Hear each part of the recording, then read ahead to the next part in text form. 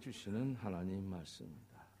사도행전 3장 19절에서 26절에 있는 말씀입니다. 그러므로 너희가 회개하고 돌이켜 너희 죄 없이 함을 받으라. 이같이 하면 새롭게 되는 날이 주 앞으로부터 이룰 것이요 또 주께서 너희를 위하여 예정하신 그리스도 곧 예수를 보내시리니 하나님이 영원 전부터 거룩한 선지자들의 입을 통하여 말씀하신 바 만물을 회복하실 때까지는 하늘이 마땅히 그를 받아두리라. 모세가 말하되 주 하나님이 너희를 위하여 너희 형제 가운데서 나 같은 선지자 하나를 세울 것이니 너희가 무엇이든지 그의 모든 말을 들을 것이라. 누구든지 그 선지자의 말을 듣지 아니하는 자는 백성 중에서 멸망받으리라 하였고, 또한 사무엘 때부터 이어 말한 모든 선지자도 이 때를 가리켜 말하였느니라. 너희는 선지자들의 자손이요 또 하나님이 너희 조상과 더불어 세우신 언약의 자손이라. 아브라함에게 이르시기를 땅 위의 모든 족속이 너희의 씨로 말미암아 복을 받으리라 하셨으니 하나님이 그 종을 세워 복 주시려고 너희에게 먼저 보내사 너희로 하여금 돌이켜 각각 그 악함을 버리게 하셨느니라. 아멘. 주 2017년 새해를 맞이했습니다. 새해를 맞이하여 성도님 모든 분들에게와 여러분의 가정에 하나님의 은혜가 충만하시기를 주의 이름으로 축원합니다. 새해 복 많이 받으십시오. 옆에 분들한테 그렇게 인사 한번 해주시죠. 새해 복 많이 받으십시오. 하나님의 은혜가 충만하시기를 바랍니다.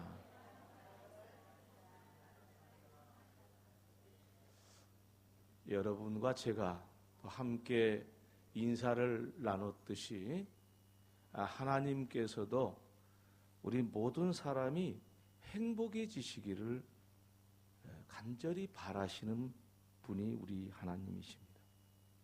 부모가 자식이 잘 되기만을 바라고 복받기만을 바라는 부모처럼, 아니 그보다 더 강렬하게 하나님은 우리 모든 사람이 은혜롭고 복된 삶을 살기를 바라고 계시는 겁니다. 우리가 하나님을 다 알지 못해서 그렇지, 아니 다 알지 못한다고 할지라도 한 가지 분명한 사실은 하나님의 아들 예수 그리스도를 이 땅에 보내주신 이유가 뭡니까? 그리고 그를 십자가에서 죽게 하신 이유가 뭡니까? 모든 사람이 하나님이 주시는 복을 누리시기를 바라는 뜻에서 그 아들 예수 그리스도를 이 땅에 보내주시고 십자가에 죽기까지 그 역사를 이루신 것이 하나님의 역사가 아니겠습니까? 그런데 오늘 우리의 현실은 다 행복했으면 좋겠는데 그렇지 않는 사람들이 참으로 많습니다. 교회 밖에만 그런 게 아니라 교회 안에도 행복한 사람들이 많지 않습니다. 왜 그러겠습니까? 하나님은 사람을 사랑하시기 때문에 이 세상에서도 하나님의 은혜를 베풀어 주셔서 천국을 경험하고 영원한 행복의 세계가 있다는 사실을 가르쳐 주실 만큼 우리에게 밀접하게 다가오셔서 우리를 사랑하시는데 왜 인간들은 행복하지 못하는 것입니까? 그 이유가 무엇이겠습니까? 여러분, 그것을 사람의 책임으로 돌리기보다는 오늘 베드로의 설교가 본문의 말씀의 일부가 되는데, 베드로 사도의 설교의 내용 속에서 하나님의 간절함이 배어 있습니다. 그리고 이 베드로 설교는 바로 우리 인간을 향한 하나님의 사랑이 얼마나 뜨거운 것이고 그리고 얼마나 인간이 행복하기를 바라는지를 우리에게 가르쳐주고 있는 말씀이 되겠습니다. 오늘의 본문의 말씀을 조금 쉬운 말로 좀 표현해서 쉽게 번역한 이 성경책을 이렇게 빌려서 한번 제가 그 부분을 읽어드리자면 이런 겁니다. 여러분은 예수님을 넘겨주었고 빌라도가 풀어주기로 결정했는데도 빌라도 앞에서 그분을 거절하였습니다. 여러분은 거룩하고 의로우신 분을 거절하고 오히려 살인하는 자를 풀어달라고 요청을 했습니다. 그래서 여러분은 생명을 창조하신 분을 죽이고 말았습니다. 그러나 하나님께서는 그분을 죽은 자들 가운데서 일으키셨고 우리는 이 일의 증인들입니다. 라는 내용의 설교를 베드로가 한 것입니다. 이스라엘 백성이 하나님의 아들 예수 그리스도를 죽였다는 것이죠. 그리고 그 구체적인 과정을 설교를 하고 있습니다. 그런데 설교의 한 부분에서는 베드로는 그렇게 이스라엘 백성을 향하여 질타하는 것 같았지만 당신들이 예수 그리스도를 십자가에 죽인 이유는 예수 그리스도가 하나님의 아들인 줄을 몰랐기 때문이라고 크게 양해하고 있습니다. 여러분, 이스라엘 백성이 지금까지는 어떠했든지 베드로 사도는 하나님의 말씀을 전하면서 그게 중요한 것이 아니다. 당신들이 예수를 죽인 것이 중요한 것도 아니고 모르고 죽였든지 알고 죽였든지 그분이 하나님의 아들이든지 그게 중요한 것이 아니고 하나님은 그것을 다 양해하고 계신다. 그러므로 정말 중요한 것이 하나 있는데 그것은 다름이 아니라 여러분들이 죄 씻음을 받는 것입니다. 라고 설교하고 있는 것입니다. 본문의 말씀에 보니까 이렇게 말씀하십니다. 그러나 여러분은 회개하고 돌이켜서 여러분의 죄 씻음을 받으십시오. 그러면 새롭게 되는 때가 주님 앞으로부터 올 것이며 라고 본문에 말씀하고 있습니다. 죄 씻음을 받음으로 새 길을 열어주시겠다는 주님의 말씀입니다.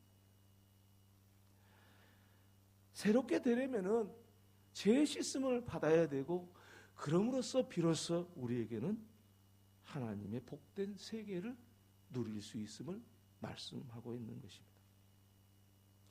그런데 여러분, 오늘 우리는 그 옛날 베드로가 하였던 설교의 내용 속에서 과연 예수님을 죽인 사람들이 이스라엘 백성들이었는가?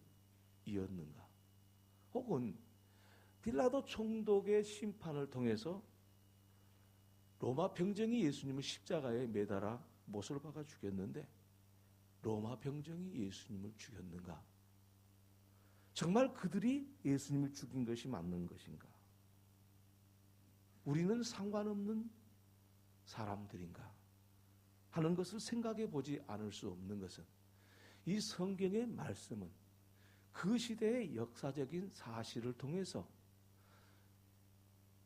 하나님의 모든 미래를 계시하고 계시는 것이 성경의 말씀이기 때문에 우리는 이스라엘 사람들이 예수를 죽였구나. 빌라도 총독이 그의 병정들을 통해서 예수를 죽였구나 라고 단순히 생각할 수 있는 이야기가 아닙니다. 여러분도 알다시피 이스라엘 백성들이 예수님을 십자가에 죽였다거나 혹은 빌라도가 심판을 해서 예수를 죽였다고 한다면 우리가 그 예수님을 믿을 필요가 있습니까? 그 옛날 이스라엘 사람들이 예수를 죽였습니다. 빌라도가 예수님을 심판해서 하나님의 아들 예수를 죽였습니다. 그렇다면 예수님께서 그 별것도 아닌 사람들한테 죽은 것 아니겠습니까? 그러면 예수님이 과연 우리를 구원할 능력이 있는 분으로 우리가 판단할 수 있겠습니까? 그분은 어떻게 하나님의 아들이라고 말할 수 있겠습니까? 사람들이 십자가에 못 박혀 죽여라 외쳐가지고 그 여론에 의해서 예수님이 빌라도에게 심판을 받았습니다. 그렇게 해서 예수님이 죽었다고 한다면, 그리고 그 사람들만이 예수님을 죽였다고 한다면 우리의 구원자 되시는 예수님이라고 말할 수 있겠냐 이거예요. 그런데 우리는 성경 마태복음 26장에 예수님께서 대제사장들을 비롯한 로마 군정들이 와가지고 병정들이 와서 예수님을 잡아가려고 하는 순간에 대제사장의 종이었던 말고라는 사람의 귀를 베드로가 칼을 빼서 내리쳤습니다. 그리고 귀가 잘라져 버리고 말았습니다. 그때 예수님께서 말고의 귀를 붙여주면서 말씀을 하신 말씀이 있습니다. 그때 예수님이 이런 말씀을 하셨습니다. 내가 12영 더 되는 천사를 보내시게 할 수 없는 줄로 아느냐. 그러니까 너희들이 지금 나를 오랏줄로 칼로 잡으려고 왔으나 하나님의 영이신 12영 되는 천사를 지금 오라 하면 너희들은 그 자리에서 죽는 거야. 그 말인 거거든요. 그러니까 예수님의 말씀은 이 말씀 속에서 무슨 뜻이 들어있습니까? 내가 이스라엘 백성이 십자가에 못 박아라 라는 여론에 의해서 죽은 것도 아니고 빌라도의 심판에 의해서 죽은 것도 아니라는 말씀입니다. 그렇다면 무엇 때문에 예수님은 죽었습니까? 우리 예수님은 이 말씀을 통해서 종합해 보건대 예수님께서는 사람들에 의해서 죽은 것이 아니라 스스로 자기 자신을 죽음에 내어줌으로, 십자가에 내어줌으로 하나님 아버지의 뜻을 이뤘습니다.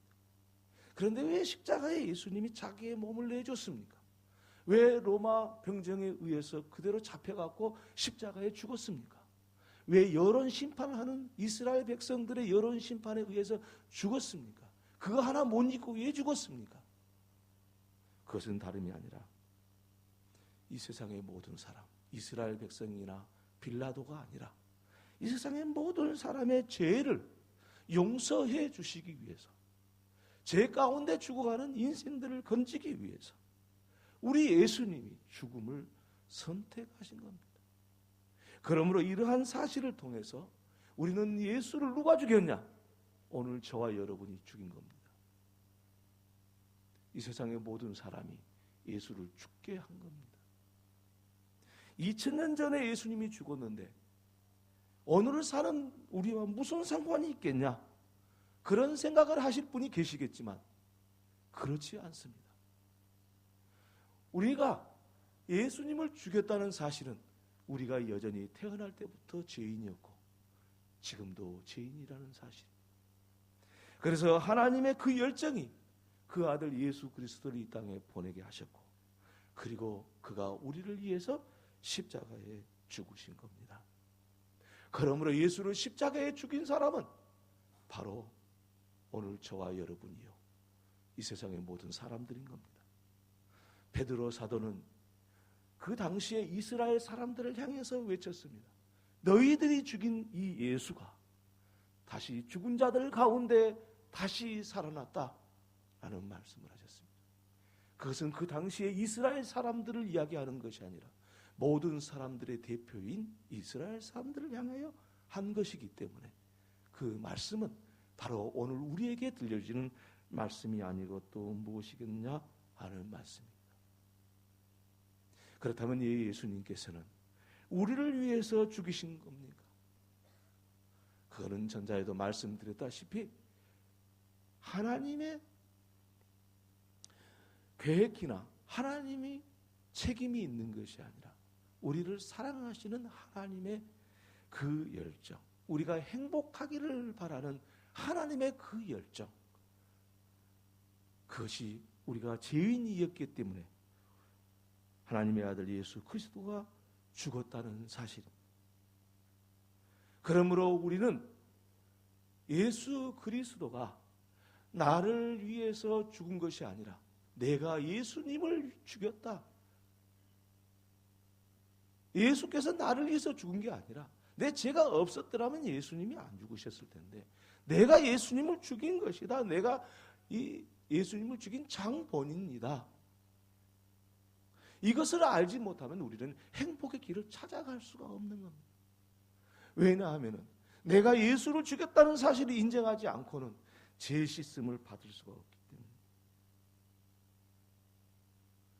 죄 씻음을 받지 않고는 우리는 하나님의 거룩함을 닮을 수도 없고 행복의 문으로 들어갈 수도 없고 천국을 지금 경험할 수도 없는 것입니다.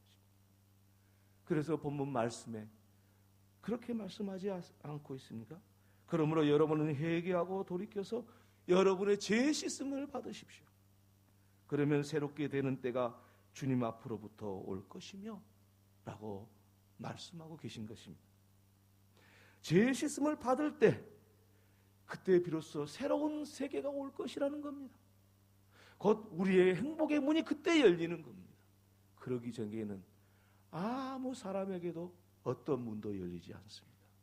이 세상에 속지 마시기 바랍니다. 돈 때문에 다른 어떤 것 때문에 행복의 문은 열리지 않습니다. 내가 예수를 죽인 사람이라고 주님 앞에 솔직하게 인정하고 그것은 곧 내가 내 죄 때문에 주님이 죽어야 했다고 그래서 내가 예수님을 죽인 것이라고 그렇게 주님 앞에 인정하지 않을 때 우리는 죄 씻음을 받을 길이 없습니다. 인정할 때만이 죄 씻음을 받을 수가 있는 것입니다. 죄 씻음은 회개하고 돌이켜서 죄 씻음을 받을 수 있다고 본문에 말씀했는데 회개하라는 말은 마음을 바꾸라는 뜻이고 돌이키는 말은 행동을 바꾸라는 것입니다. 그리고 이 말을 더해서 이야기하면은 회개하고 돌이키라는 말이 뭐냐? 죄 씻음을 받는 길이라는 것을 말씀하는데 그것은 마음과 행동을 바꿔라. 뭘 바꾸냐? 지금까지는 주님이 나를 위해서 죽으셨다고 생각하고 그저 주님의 은혜만 생각했는데 내 책임은 어디 가버렸는데 내가 예수님을 죽였습니다. 생각을 바꾸라는 겁니다. 내가 지금 사는 것은 내가 예수님을 죽였습니다. 그리고 이제는 예수님을 죽이지 않겠습니다. 하는 생각과 마음과 행동으로 바꿔줘야 되겠다는 거죠. 여러분 회개하려고 아무리 해보세요. 회개가 잘 되는지 잘 안 됩니다. 말로는 회개하지요. 청산유수처럼 회개하죠. 그런데 회개는 안 되는 겁니다. 왜 안 되냐면요. 회개의 영이신 성령이 인격적으로 우리를 만나줄 수 없기 때문에 회개가 안 되는 거예요. 성령은 어느 때 우리에게 인격적으로 만나주시냐? 그것은 다름이 아니라 우리가 예수를 죽였다는 사실을 인정할 때 성령께서는 우리를 그때 위로해 주시는 겁니다. 네 잘못이 네가 모르고 그랬잖아. 네가 예수를 죽인 것이 네가 알고 죽였어. 네가 사람이니까 예수를 죽인 거지. 그때 주님은 우리를 만나주시고 아무리 회개하려고 해도 회개할 수 없는 사람이 한없는 눈물을 쏟으면서 회개하면서 내가 주님을 죽였습니다. 그리고 주께서 우리를 사랑하셨던 그 사랑을 그때서야 경험하게 되고 그것이 중생임을 알게 되는 것입니다. 예수를 믿은 사람은 어느 날 한번 그런 은혜를 경험하고 나는 이제는 구원받은 사람이야 라고 생각을 하면은 큰 착각을 하고 계신 겁니다. 한번 죄 씻음을 받으면은 주님께서는 우리를 구원해 주시는 그 사랑을 결코 변치 않으시기 때문에 구원받을 수는 있을 겁니다. 그러나 우리가 구원받은 이후에도 우리 죄 지은 것을 우리가 주님을 죽이고 있다는 사실, 죄라는 자체가 주님을 죽이는 거예요. 그것을 인정하지 않으면 우리의 죄 씻음을 경험할 수가 없는 겁니다. 내가 죄를 지었을 때, 내가 예수를 믿은 다음에 죄를 지을 수 있는데, 죄를 지었을 때 그것은 내가 주님을 죽이고 있는 거예요. 그것은 내가 하는 말이 아니라 히브리서에 그렇게 명확하게 나왔어요. 한번 구원받고 다시 죄로 돌아가는 것은 예수님을 다시 십자가에 죽이는 것이라고 했습니다.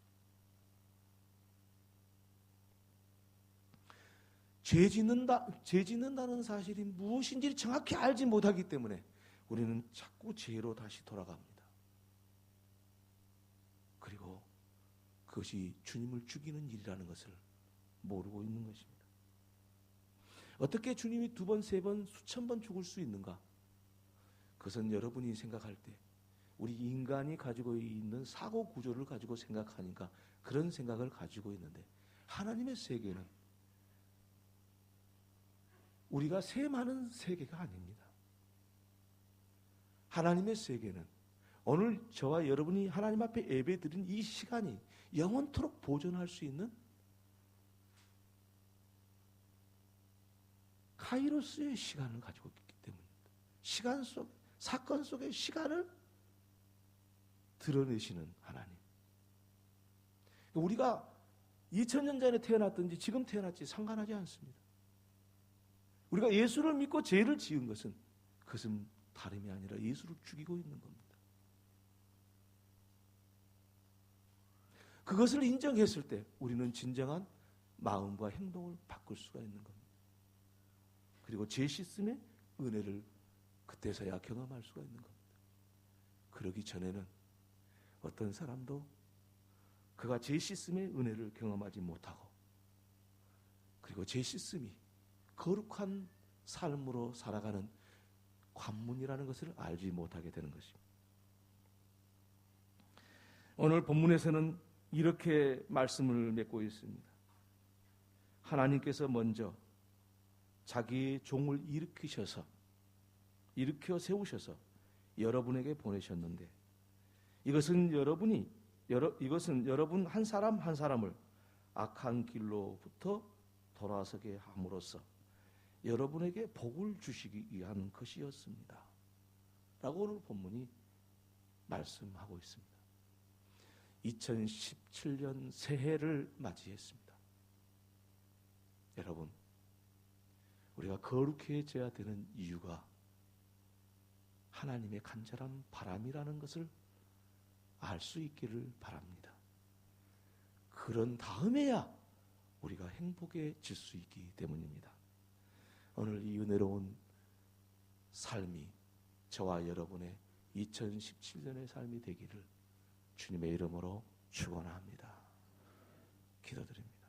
하나님 우리 아버지께서 우리에게 은혜를 주시고 날마다 부어주시는 그 사랑은 우리가 죄를 지음으로 주님을 다시 십자가에 못 박아 죽게 하는 행동인 것을 알면서도 우리를 사랑하셨다고 생각하니 참으로 죄송하고 또 죄송할 뿐입니다.